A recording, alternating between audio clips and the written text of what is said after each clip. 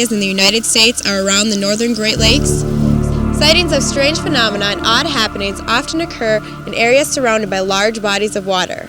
Some believe these sightings are remnants of the past, perhaps an individual who lost their life tragically through a shipwreck with all hands lost, someone dying from starvation, sickness, or suicide. Are these sightings lost souls that are trapped in time somewhere between the life of the living and that of the dead? Why do they appear and then disappear and then reappear again without explanation? Sometimes objects will move on their own. Chairs may slide across the room, or the lights may mysteriously flicker on, then off. Or misty-cold images will breeze into a room unannounced. Are these entities figments of imagination, fact or fiction, reality or fantasy? That's for you to decide. Come with us and we will take you to some of the most mysterious and intriguing places where you can experience a true spirit sighting of your very own.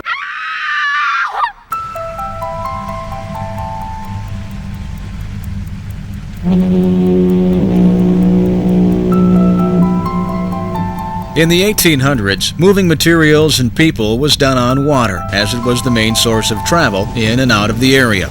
Sailing on Lake Superior was dangerous. With large ships traveling around the Keweenaw Peninsula, shipwrecks were common, and today the reefs and shoals are littered with the broken remains of these vessels.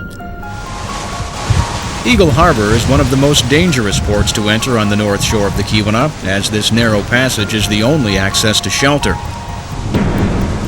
In 1851, a lighthouse was built to guide ships to safety, and it's been continually lit for over 150 years. The Eagle Harbor Lighthouse was eventually automated, and the site is now a history museum open during summers.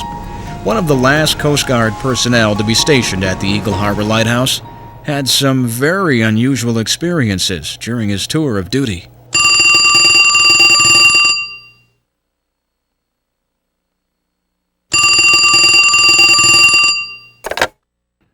Hello? Hello, Eagle Harbor? Yeah?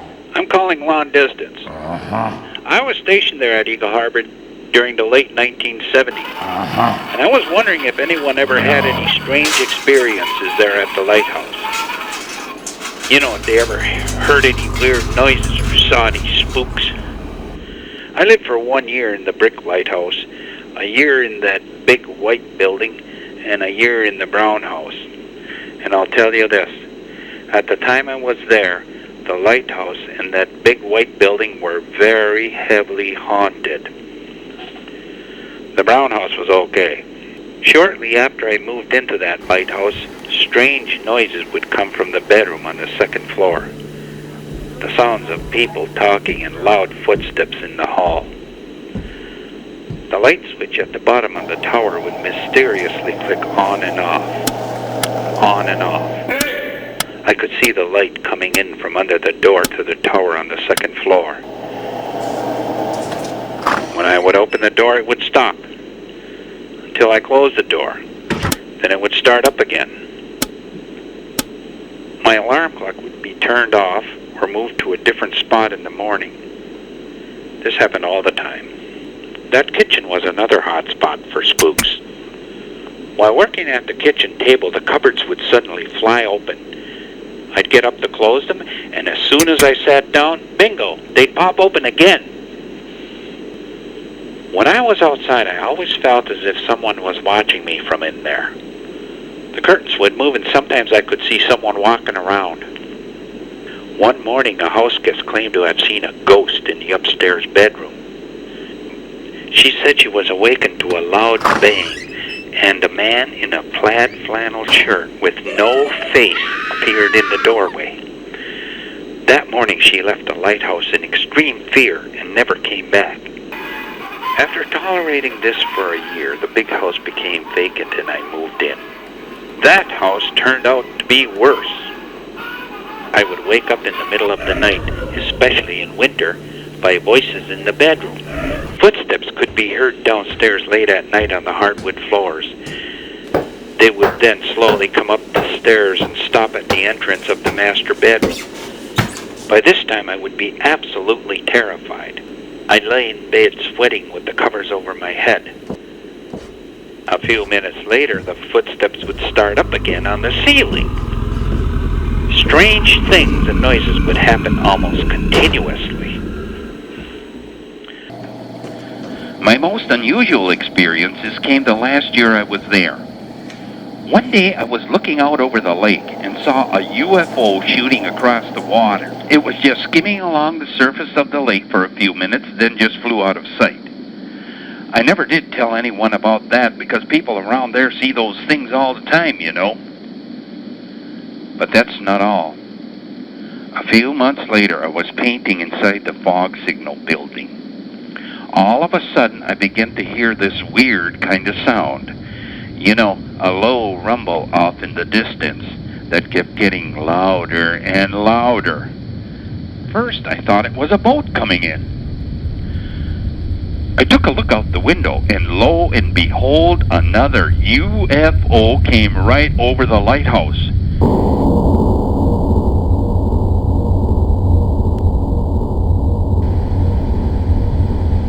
I couldn't believe my eyes. I walked outside for a better look, and all of a sudden, It stopped over the yard, and a bright beam of light came down to the ground.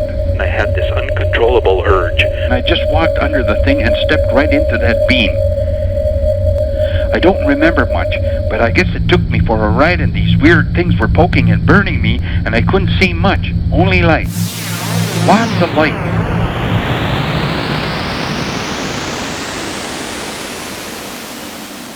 A while later, it returned and dumped me right back in the yard where it picked me up. I never told anyone about that one either because they might think I'm crazy. It wasn't long after the last incident that I was discharged from the Coast Guard. Probably a good thing too, or I would have gone completely nuts. So how about it? Did anyone ever hear anything weird or see any ghosts up there? No, nobody saw nothing like that. No? Well, okay. Gotta go. Have a nice day. Goodbye.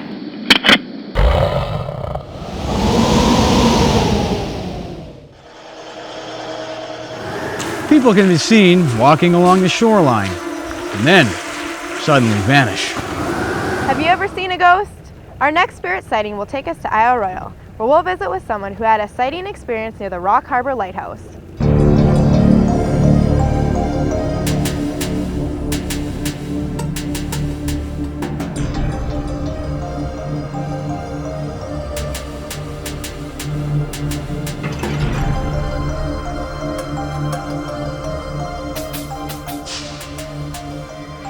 Isle Royale is the largest island in the Great Lakes and is 45 miles north of Michigan's Keweenaw Peninsula in Lake Superior. Now a national park, it was once a thriving island community of copper mining and commercial fishing companies. Shipwrecks and mining accidents were common at Isle Royale, and Little Cemetery Island is home to many victims. Except one. Arthur Lee Scott died on March 15, 1878, while employed at the Saginaw Mine, and is buried on the grounds of the nearby Rock Harbor Lighthouse at Middle Islands Passage. Commercial fisherman Les Matson and his wife Donna work and live at the old Edison Fishery as history interpreters and fishery researchers for the national park. They are also caretakers of the old Rock Harbor Lighthouse. Built in 1855, this lighthouse is one of the oldest still standing on the Great Lakes, but was abandoned by the Lighthouse Service in 1879. While setting their fish nets one evening, Donna had an unexplained spirit sighting she remembers well. To show how fishing was done back in the 1940s. And most of the stuff that you see around the fishery is stuff that was here back in the 40s. And you get up early in the morning and sometimes you work late into the night, depending on... Now last week we got, 25 fish in the net? 26 fish. In 1,000 feet of net. Yeah, it was evening. It was just almost dark. Les likes to go out and set so he's not in the way of the trollers or anything. So it was almost dark. Les was setting the net out off the bow of the boat, and I was backing it up, and I was watching just anything. And over by the lighthouse, I could see someone walking that had at least a white shirt on. And they slowly walked along that beach, real slowly, until they got over past the lighthouse, and then they went up the little rise and down the other side. But we didn't see any canoes, no boats, no nothing. And when we came back to the fishery, there wasn't anything here either, so I don't know what I seen.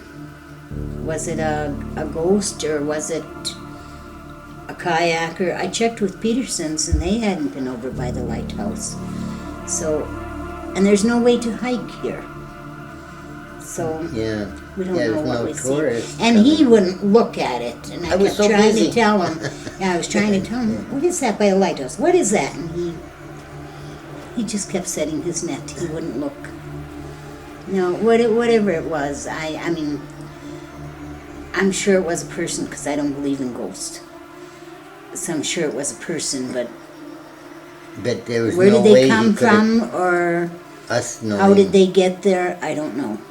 Sometimes we can't explain noises. Maybe it's old buildings. Maybe a shutter moving is possible too. But yeah, strange noises. Yeah, I'd say lots of them. Well, I don't go up there when it's getting dark anyhow, so. I don't hear anything. Was Donna's sighting the ghost of Arthur Lee Scott? Or was it a former lighthouse keeper coming back for a visit? It is said Mr. Scott died of malnutrition. Was he out looking for a fresh fish dinner? Or was he just waiting for a boat ride back to the mainland? The Rock Harbor Lighthouse is now a maritime museum and open for self-guided history tours. Could the old lighthouse still be home to former keepers who stayed on after the light was closed? The Hatch brothers, Charlie and Johnny, take to the big lake and search for clues to find out who burned the old 14-Mile Point lighthouse. What the boys did find was an encounter with something they did not expect. In 1894, Michigan's most remote and magnificent mainland lighthouse was built at 14-Mile Point on Lake Superior. During the mid-1980s, a fire was started by vandals, and the wooden interior of the structure burned down. Years later, the Hatch brothers, on an adventurous trip to investigate the fire, discovered something they didn't expect at the old station.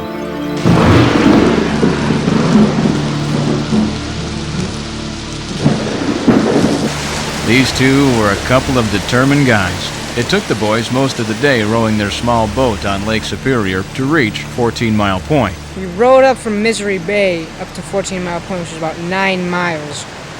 We landed here and the waves were pretty big. And then they died down right when we were coming in. So we had a nice smooth landing. They were hoping to find the cause of the fire and also check on some spirits left over from bygone days. Soon after arriving, the wind started to howl and the sea became a gale. And then the rain came and that got our gear wet, so we had to spend the night in the tower of the lighthouse. After pulling out the boat, Johnny heard strange noises coming from inside the tower. We were searching for the spirits. We heard there's some hauntings up here. The ladder was outside the window, and we didn't see anybody going up there, and the clanking was going on. Finding Mr. Mackey's carpenter ladder, he made a quick check to see if anyone was hanging around inside. We were searching for the spirits. We heard there was some hauntings up here. He found nothing. Quickly, they set up their tent in the shelter of the light tower. After getting settled, they began to check their notes and make new entries in their journals. According to what they had heard, the lighthouse and back building were haunted to the max. Spirits and ghosts were everywhere. Lighting the lanterns and getting their sonic ghost detector energized, they proceeded to the outback, through the forest and into the old ramshackled assistant keeper's cook shack. Being inside the building was dangerous enough in itself, even without it being haunted. Working the energized ghost detector fiercely, Johnny immediately hits on a solid spirit. Realizing they might be stuck in a spirit's grip, they back off. Charlie, always ready for more, asked Johnny to try it one more time. Now this was for real. Pointing the sonic ghost detector at a spot in the ceiling, it struck again, paralyzing Johnny for a moment. Quickly gathering their gear, they decided to get out while they could and ran all the way back to the light tower.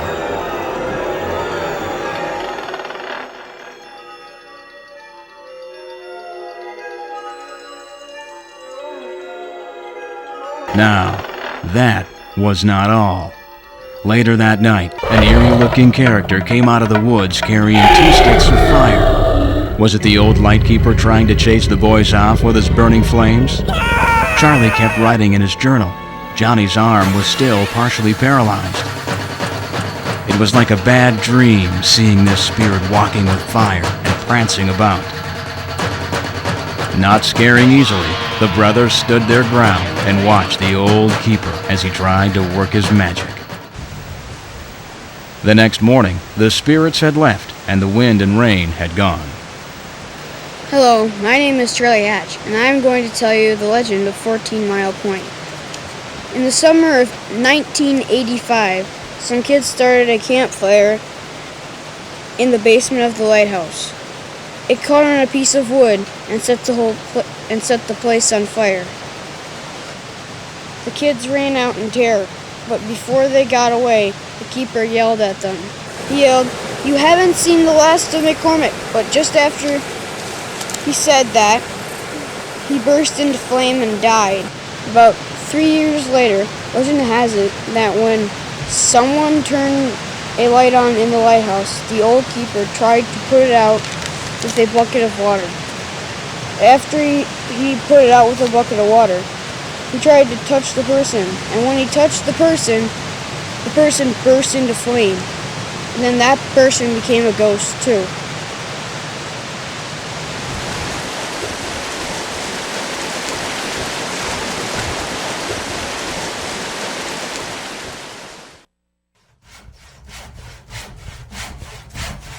Where's my bullet?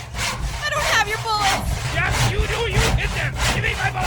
I said I don't have your bullets. Yes, you do. No. I know you do. Where are they? Please don't do this. I will find them. Yes, I will. Please don't do this. Give me my bullet. Please don't do this. Here they are. I found them. An argument can lead to tragedy. Sometimes rage and despair spiral uncontrollably towards disaster and even death. Taking one's own life may seem like a solution at the time, but in the end only leads to heartache and pain for the family that lasts forever.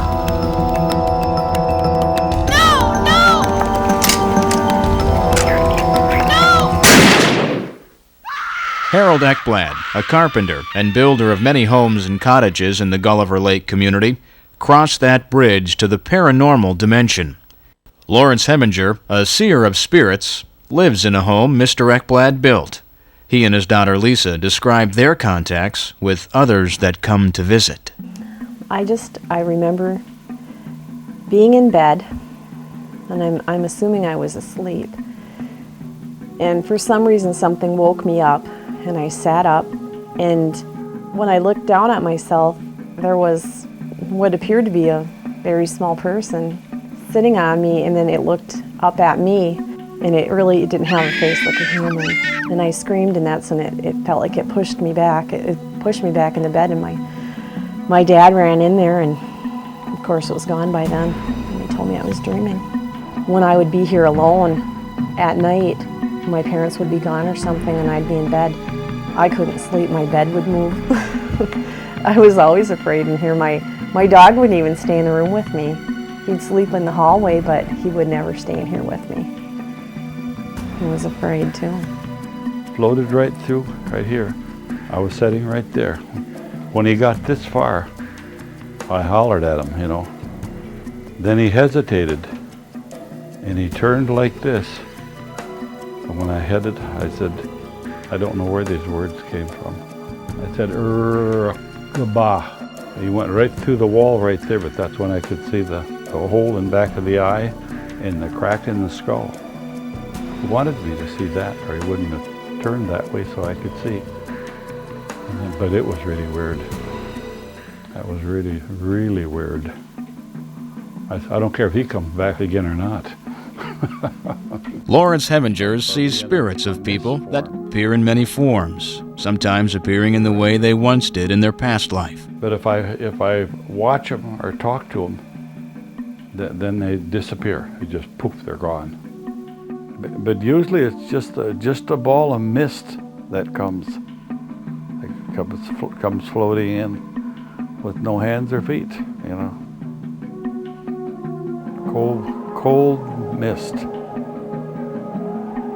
Whatever it is, like a ball, they'll come right in like that and stop right there.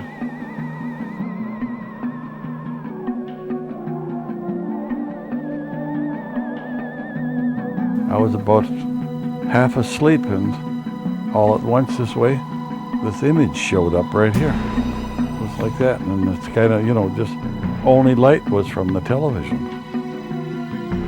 And it startled me, and it jumped toward me, so I grabbed for it. When I grabbed for it, of course I didn't catch it, and it went right through the bed, fell right through the bed. So then I half sat up. I put my feet around like this here, sat here for a couple minutes thinking, now what's that? So I laid back down again, and I no sooner got right here again, and she's standing right there again. And see, it was a younger woman, Then she jumped in bed with me this time, but this time I could feel her. She had hold of my hand. Is his bedroom a porthole from the other side? Do lost spirits come to visit, but never stay long?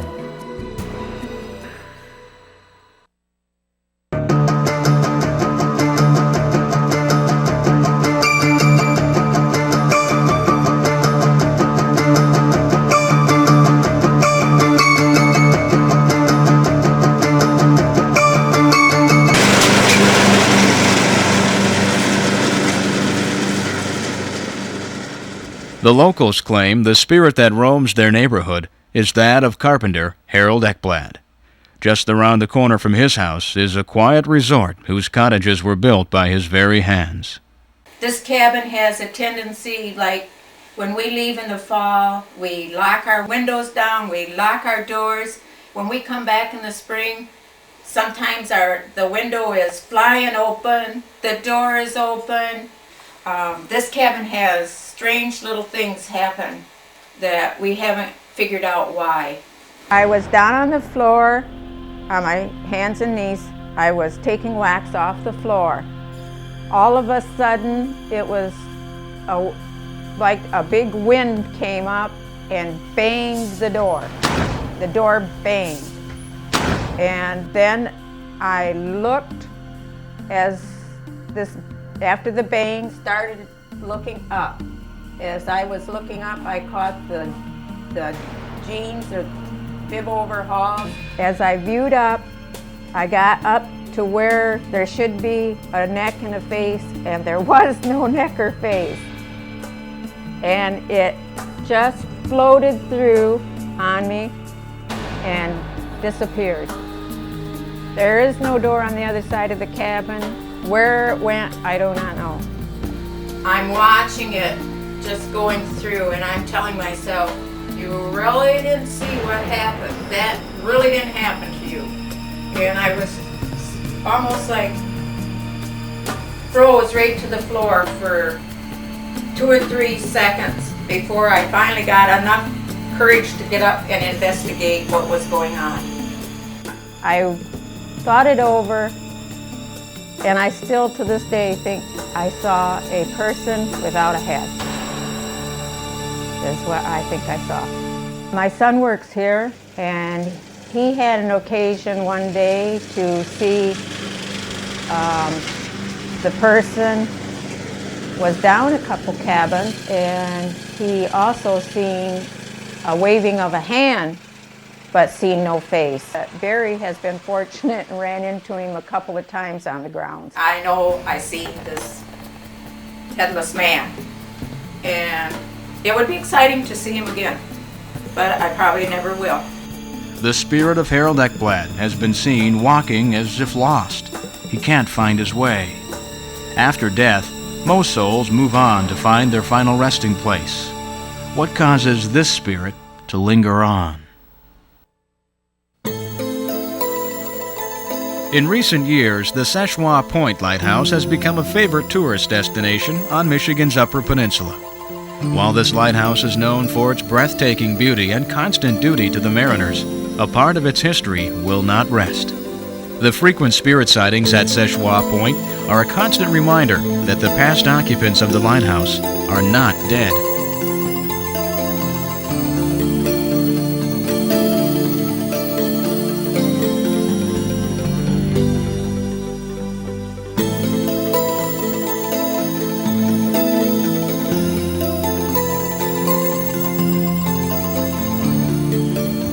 A local TV reporter and 2 students from a local college asked to investigate the spirit sightings at the Szechuan Point Lighthouse. While filming in an upstairs bedroom, the investigators had an eerie encounter. If there's one figure that appears most repeatedly within the lighthouse, it's the spirit of Captain Joseph Willie Townsend, who died in that bedroom on August 10, 1910. The mirror in the bedroom has been known to fog over, and faces of spirits will sometimes appear. Bob Williams, a Gulliver Historical Society reenactment actor who resembles Captain Townsend, reached out to touch the vapor that was beginning to appear on the mirror. Instantly, he began to shake and received a cold charge that came through his body, sending him back. Did you get that on tape? I did, yes.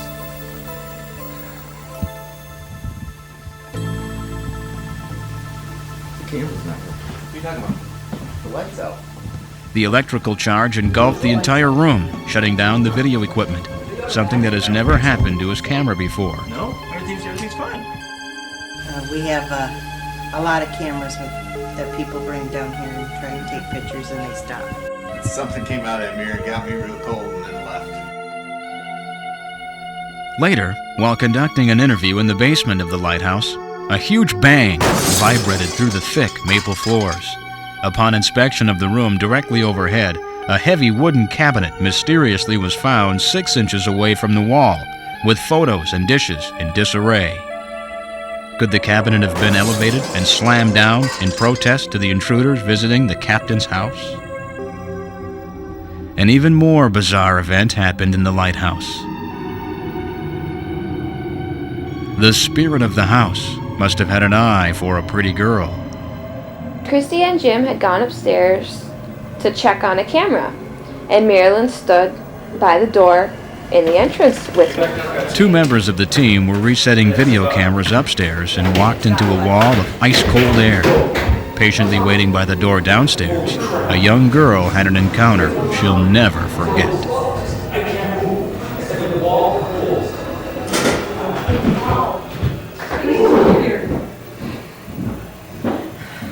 That's weird. Always when I come in, I always say, hello, Mr. Townsend, and when I leave, I say, goodbye, Mr. Townsend. Oh, because then he knows when you're here and when you leave. Yeah, it's just something we do all the time. Yeah. That's a no. So then are we going to go back over to the gift shop once they come back down and stuff? Yeah. Okay. And we'll watch video over there. Oh, that one that you had made? Okay. What's the matter? I don't, my ear is so cold. I feel coldness around us right here. Freezing and I can't get it warm. What is it? I think it's my nose. Now my whole body's cold. It's okay. It's Something's okay. on my Relax. chest. He's not going to hurt you. I can't breathe. Don't worry. Just calm down. Calm down. Get the camera. Get the camera. It's okay. It's okay. Don't I worry. feel like I'm going to throw up. Oh my God. Oh, God, it's cold.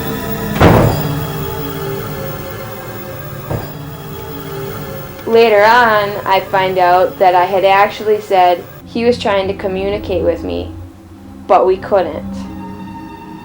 I don't remember saying that, but everybody there heard it. And honestly, I don't remember what happened between the time I started feeling I was going to throw up and the time that I was outside. Nothing, everything else is just a blur. Like, I wasn't even in my body at the time. I ended up going back into the lighthouse, and we were all sitting in the living room. Christy was standing by the banister.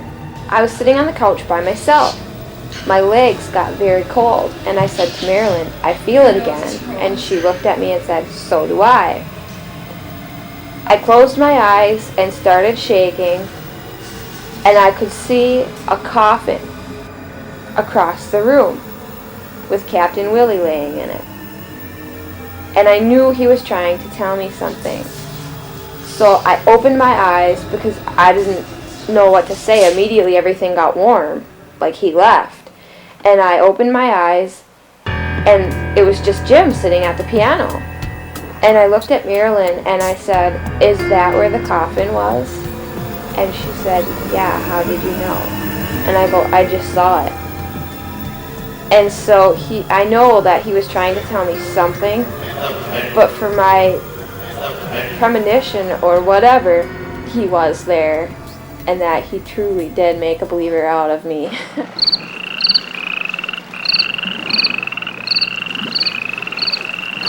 Seshwa Point isn't the only haunted area along the northern shore of Lake Michigan. If you travel 60 miles west of Seshwa, you'll arrive at the old-time shipping port of Escanaba. Escanaba is still a busy port along the Great Lakes and has some exciting supernatural phenomenon we don't quite understand. On the south end of Escanaba, near the lake, is an elegant old hotel called the House of Ludington. It was built in the mid-1800s and was known to many as the Great White Castle of the North. The hotel has survived fires, prohibition, wars, the Depression, post-war booms, and several owners. It's maintained a nationally known reputation as a hotel with class and has hosted some of the most famous people in the world. Names like Jimmy Stewart, Fred Astaire, Johnny Cash, and scores of others, including governors, bankers, and politicians. By the same token, Chicago's notorious mobsters, John Dillinger, Babyface Nelson, Scarface, Al Capone, and their gangs often visited, went deer hunting, and had a chance to lay low for a while. In 1939, the hotel was sold to Pat Hayes, an energetic, colorful individual from Chicago. Pat's skills and eccentric personality made it grow into legendary proportions, and throughout the years, he implemented many renovations to the hotel, the most outstanding of which was the external glass-walled elevator, installed in 1959. Over the years, the hotel was closed, sold, and reopened several times, and in the mid-1990s, the hotel was purchased by Suzelle and Ed Eisenberger and reopened as the House of Ludington. Almost immediately, they knew something was different about their new home. We believe we're the 8th or 9th owner of the hotel. The most famous person to have the hotel was Pat Hayes. He was a very extravagant chef, entrepreneur type guy. And if any spirits are with us today, we feel it's Pat Hayes. Pat Hayes was the owner of the House of Ludington for 30 years. He was the chef in the kitchen, a perfectionist, and a tyrant. No one could do their job well enough for Mr. Hayes, and he would fire someone on the spot. We gave you a lot of chances. Go get your check. This is it. Shortly after opening the hotel, Suzelle Eisenberger had an experience in the kitchen she'll never forget. I remember having this punch bowl and bringing it back into the kitchen and handing it to this young man. And this young man tends to have break things or have things happen. And I said, please be careful with this and don't break it.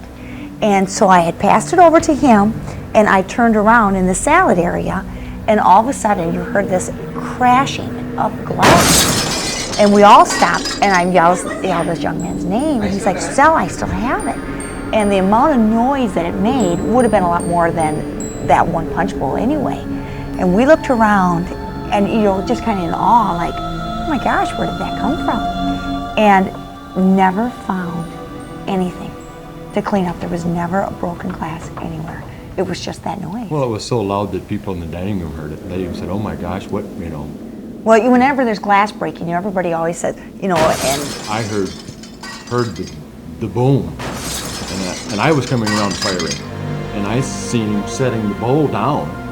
And the funny thing about the whole story is Zach never heard it. Everybody else in the dining room and in the kitchen heard the crash. But he was looking like, what did I do wrong?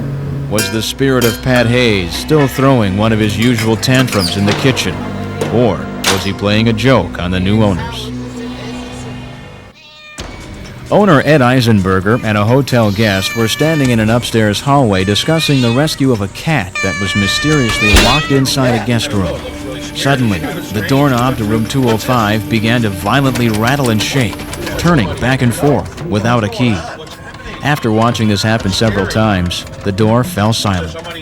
The men could not believe what had just happened right before their eyes. The lock and knobs are manufactured in such a way that when the interior knob turns, the outer knob will not turn, unless the key is in the lock. The turning had to happen from the outside hallway. But how? Is Pat Hayes still roaming the hallways in his afterlife? Is he still checking the door locks? One of Pat Hayes' most crowning accomplishments was the glass elevator he built in the front entrance of the House of Ludington. He felt the guests looking through the glass ascending up would love the breathtaking view of Lake Michigan. It became his pride and joy. One night, new owner Ed Eisenberger was waiting up for a hotel guest to arrive from a night on the town. Well, this particular night, it was on a weekend night. We had a honeymoon couple, and of course they're going to get in late, so I was the one who got elected to stay up that night. Actually, I'm dozing off at the front desk, and I decided to get up and start to move around. And I came back from the front desk, gone maybe 30 seconds, and the elevator is going up. And I'm thinking, well, how did somebody come, you know, they were here, they knew which room they were going in, whatever. So I called up the honeymoon suite. Nobody's there. And I thought, well, okay. Well, then the elevator comes down, and I'm thinking, well, they're coming down to either let me know that they're here or to get a key. The door opens, nothing. And now I'm really confused. So I'm standing there. As I'm standing there, the elevator goes back up, but this time it only goes to the second floor. Now I'm really wondering what the heck's going on. So up the stairs I go. Nobody is on the second floor. Go to the third floor.